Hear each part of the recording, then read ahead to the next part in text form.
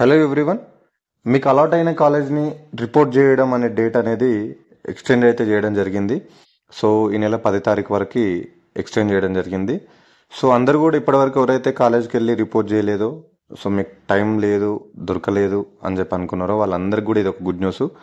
So ఈ నెల 10 తారీఖు అంటే ఎల్లుండి, ఇంకా 3 డేస్ టైం ఉంది.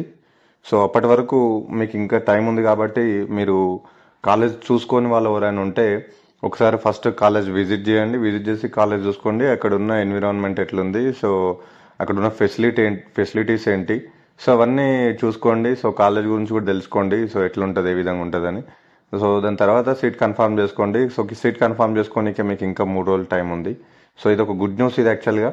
ఎందుకంటే 3-4 రోజులు టైం ఇచ్చి సీట్ కన్ఫర్మ్ చేసుకోండి అంటే మనకు సో డబ్బులు అరేంజ్ చేసుకోవడము సీట్కి, సో మళ్ళీ కాలేజ్కి వెళ్ళి చూసుకోవడము, అది అది ఎట్లాంటి కాలేజ్ అని తెలుసుకోకుండా పే చేసుకోవడము, ఇదంతకంటే ఇప్పుడు సో ఎక్స్టెండ్ చేయడం అనేది గుడ్ న్యూస్ యాక్చువల్గా.